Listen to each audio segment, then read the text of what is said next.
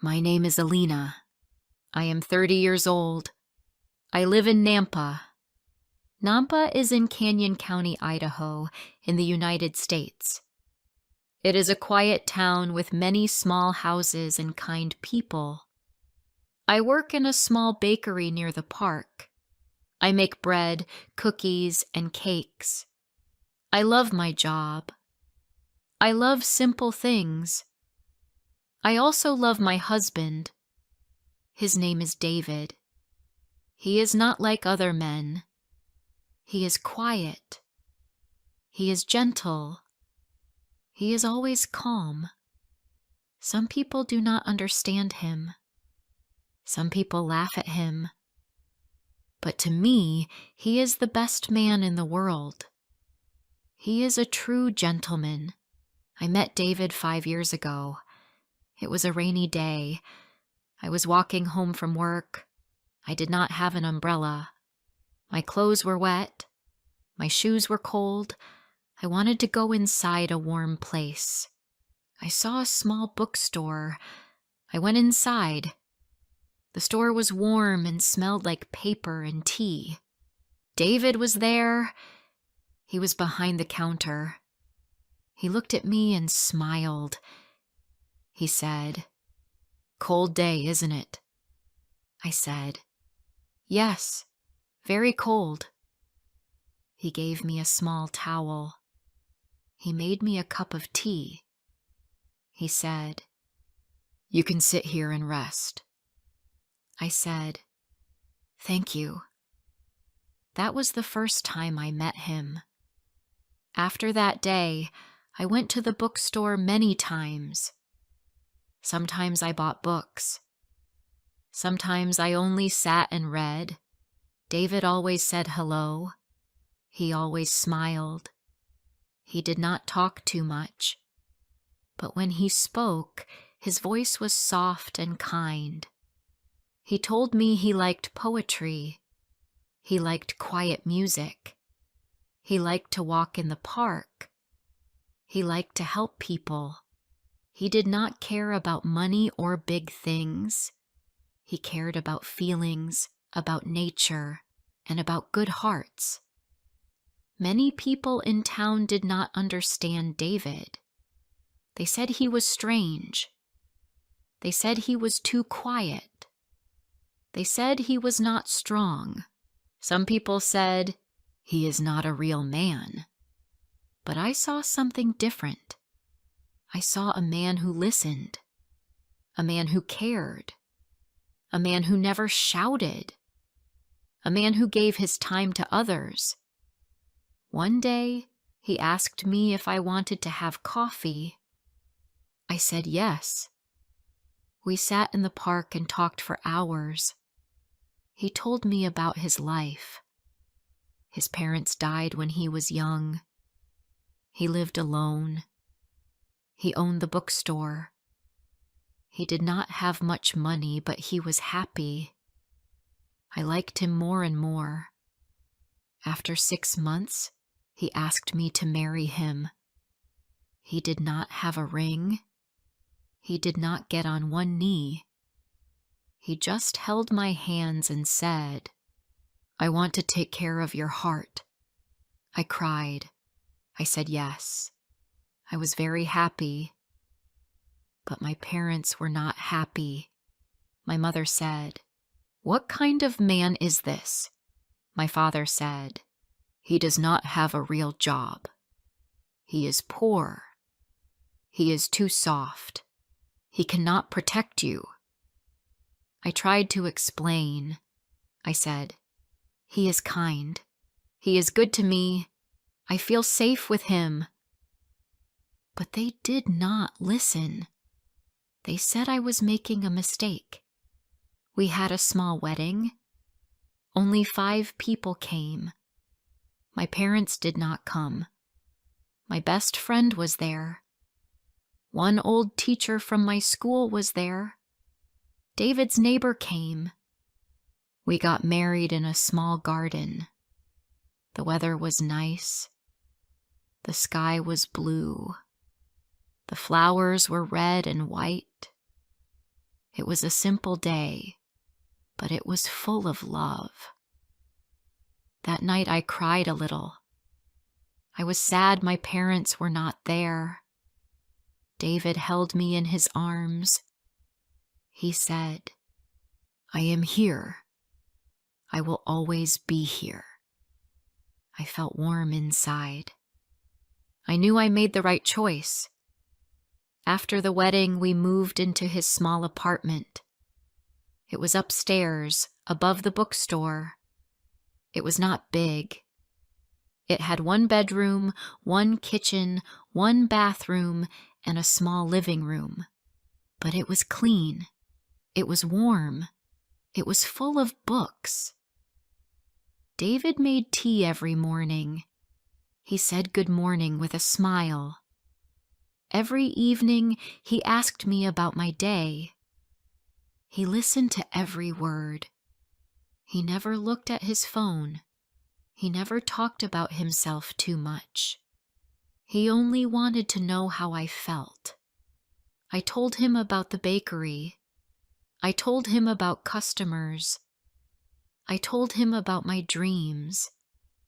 He always listened, but people still said bad things. One day my cousin came to visit.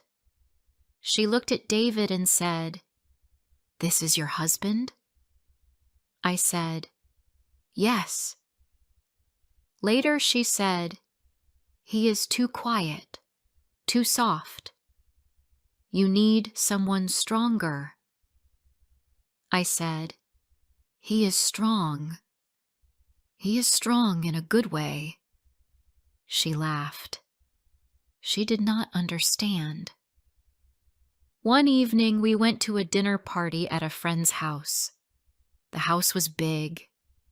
The people there had big jobs. They were doctors, lawyers, and engineers. David sat next to me. He did not talk much. One man asked him, "What do you do?" David said, "I run a small bookstore." The man laughed. "Do people still read books?" Everyone laughed. David smiled.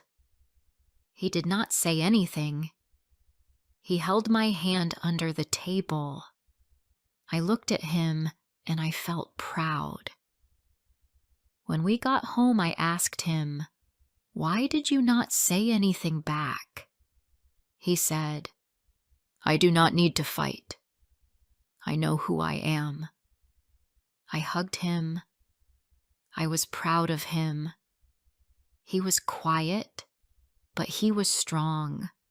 Then I got sick. It started with a fever. Then my head hurt. Then my back hurt. I stayed in bed for many days. The doctor said I had the flu. I had no energy. I could not cook. I could not clean. I could not go to work. David took care of everything. He cooked for me. He made tea. He cleaned the house. He read to me. He stayed up at night when I could not sleep. He gave me medicine. He put a cold towel on my head. One night, I woke up and saw him sleeping in a chair next to my bed. He looked so tired. I touched his hand and said, "Thank you." He smiled and said, "I love you." I cried. I was so thankful. When I got better, my parents came to visit. They looked around the small apartment.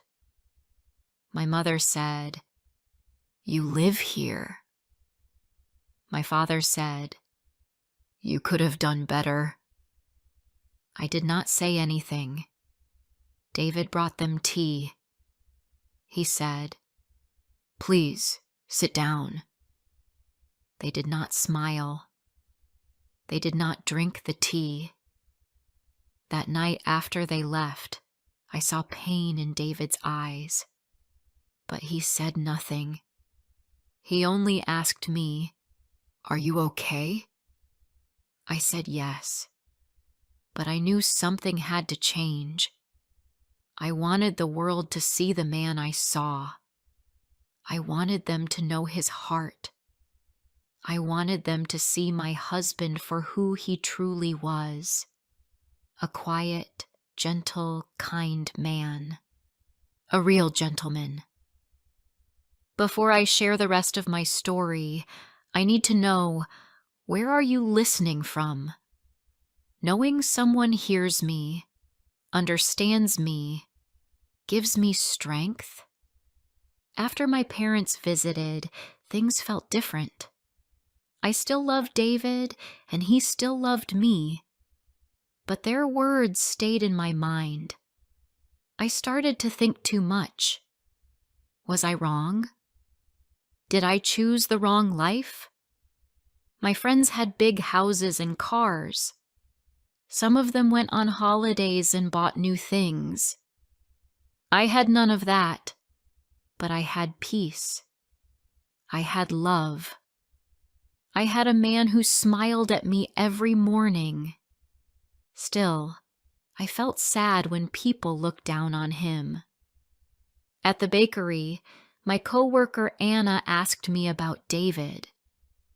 I told her he was good to me. She smiled and said, "That's nice, but don't you want more?" I asked, "More of what?" She said, "More money, a better home, a man with goals." Her words hurt me, but I did not show it. I only said, "I have what I need." When I walked home, I cried. I knew David did not have much, but he gave me love. He gave me time. He gave me respect. That was more than what many women had. One evening, David came home with a small box.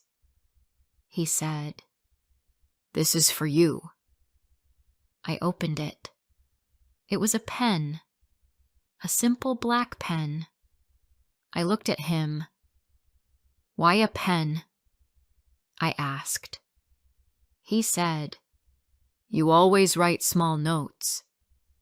I thought you would like it." I smiled.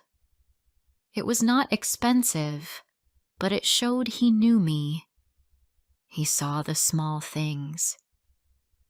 I wrote a note that night. "Thank you for loving me in your quiet way." I left the note next to his pillow. The next day, something happened at the bookstore.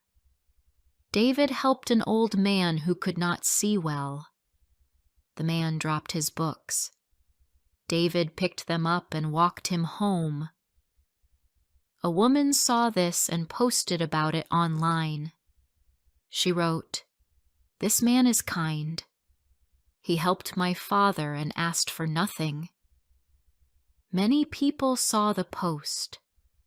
Some people came to the store just to meet David. They said, "We read about you. You are a good man." David smiled but said very little. He did not care about attention. He just liked to help.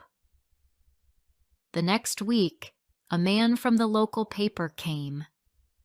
He said, "We want to write a story about you." David said, "Why?" The man said, "Because people need to read about good people." I was there. I said, "Please do it, David. Maybe this will help others see the real you." David said yes, only because I asked. The story came out 2 days later. The title was "The Gentleman Who Runs a Bookstore." It talked about his life, how he lost his parents, how he helped others, how he lived simply but kindly. The writer said, "He is the kind of man the world needs." When I read it, I cried. I was so proud of him. My parents saw the article. My mother called. She said, "We read the story. We did not know all this." I said, "You never asked." She said, "We want to visit again." I told David. He only said, "If that makes you happy." They came the next day. My father shook David's hand. My mother smiled at him. She said, "We brought you some cake." David said thank you and made tea. This time, they drank the tea. They asked him about books. He told them about his favorite stories. He spoke slowly and clearly. My parents listened. They looked at him with different eyes. I felt warm inside. I held David's hand under the table. He looked at me and smiled. After they left, I asked, "How do you feel?" He said, "Better. I think they are trying." I said, "Yes. It means a lot to me." That night we walked to the park. The air was cool. The stars were out. I said, "Thank you for not giving up." He said, "Love is not about giving up. It's about staying, even when it's hard." I stopped walking. I looked at him. I kissed his cheek. I said, "I love you." He said, "I love you too." A few weeks later, David got sick. It was just a cold at first, but then it got worse. He had a high fever. He could not eat much.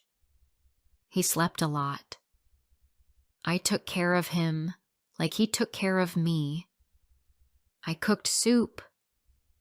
I gave him medicine. I stayed beside him. One night, he looked at me and said, "I'm sorry." I asked, "Why?" He said, "Because you deserve more. You work so hard. I give so little." I shook my head. I said, "You give me love. That is enough." He got better slowly. After 10 days, he could walk around. He opened the bookstore again. People asked about him. They said, "We missed you." Some brought flowers. Some brought food. One woman said, "You helped me last year. I will never forget that." David smiled. He said, "Thank you." When I saw that, I felt proud. The man people once laughed at was now the man people respected. One afternoon, a young boy came into the store. He had no money. He looked at a book about animals. David watched him. Then he walked over and said, "Do you like this book?" The boy said yes. David said, "You can take it." The boy smiled wide. "For free?" he asked. David said, "Yes. Just read it well." The boy ran out, happy. I walked over to David. I said, "That was kind." He said, "Books should be shared, not kept away." That evening, I made dinner. We sat on the floor because we did not have a big table. We ate rice and vegetables. David said, "I like this life." I said, "Me too." He said, "Even when it's small?" I said, "Even then. Especially then." We did not have much. We did not have gold or big cars. But we had love, peace, and kindness. And I knew something clearly that day. The world may not always understand a quiet man, but I did. I understood him deeply, and I would stand beside him no matter what. One morning, I woke up early. The sun was not up yet. The room was quiet. David was still asleep beside me. I looked at his face. He looked so calm. I touched his hand and smiled. I thought, this is my life. It is not rich. It is not full of big things. But it is good. It is full of love. After some time, I got up and made tea. I sat near the window. I could see the small trees outside. A little bird came and sat on the windowsill. It sang a soft song. I listened and felt at peace. That day at the bakery, I had a long shift. My boss asked me to stay 2 hours more. I was tired, but I said yes. David always worked long hours too, so I wanted to help. When I got home, he had made dinner. It was a simple soup with bread. He had also cleaned the kitchen. He smiled and said, "You must be tired. Sit down." I sat down and looked at him. He brought me food. I said, "Thank you. You always take care of me." He said, "Because I love you." After dinner, we talked about the future. I said, "Do you ever want to move to a bigger house?" He said, "Maybe, but only if you want to." I said, "I like this place, but maybe one day, if we have children, we will need more space." He looked at me. He said, "You want children?" I said, "Yes, one day." He smiled and said, "Then I will read books to them every night." I laughed and said, "And I will bake them cookies." Weeks passed. Our life was simple and happy.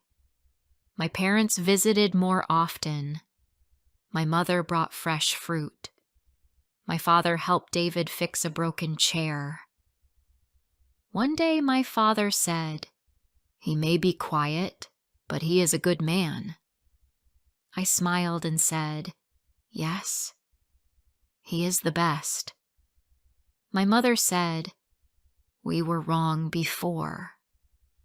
I said, "It's okay.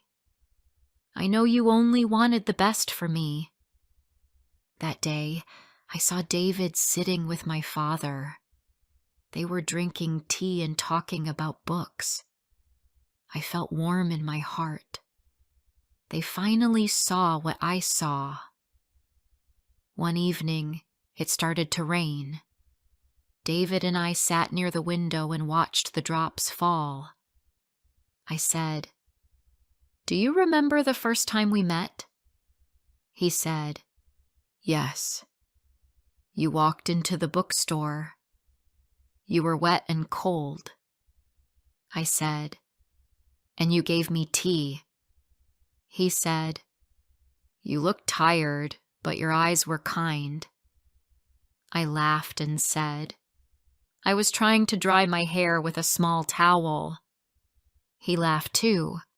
Then he said, "That was the best day of my life." I looked at him and said, "Mine too." Sometime later, the landlord came.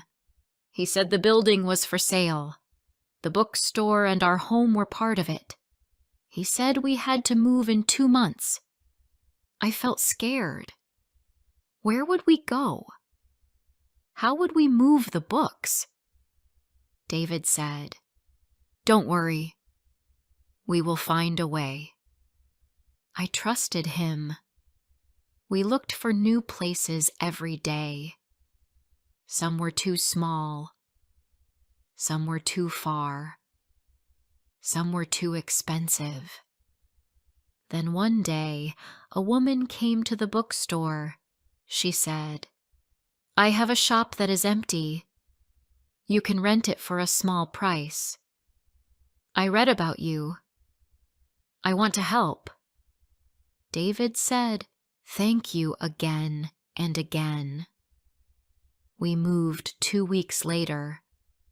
The new shop was on a quiet street. It had big windows and wooden floors. We put the books on shelves. We placed a small table near the door. I baked cookies for the first day. People came, some old friends, some new people. They said, "We are happy you are still here." One girl said, "This is my favorite place." David smiled. He said, "Books are like friends. They wait for you. They never shout." We also moved into a new apartment. It was small but clean. It had 2 bedrooms.